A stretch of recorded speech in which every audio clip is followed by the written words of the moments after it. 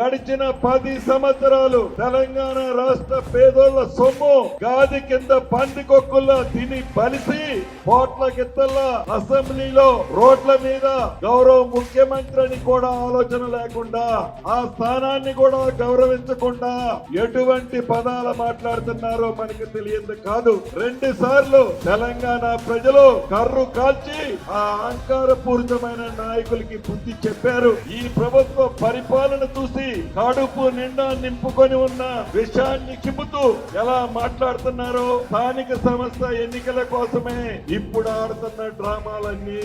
రెండోసారి పార్లమెంటు లో ఎలా అయితే గుండు సున్నా వచ్చిందో ఈ స్థానిక సంస్థల్లో కూడా అదే పరిస్థితి ఉందని రోడ్డెక్కి అసభ్య పదజాలాలతో పెద్దలని విమర్శిస్తున్నందుకు తప్పకుండా తెలంగాణ ప్రజలు 3వసారి కూడా ఎర్రటి కర్రు కాల్చి మళ్ళీ ఆ పెద్ద మనుషులకి వాత పెట్టడం సాధ్యం.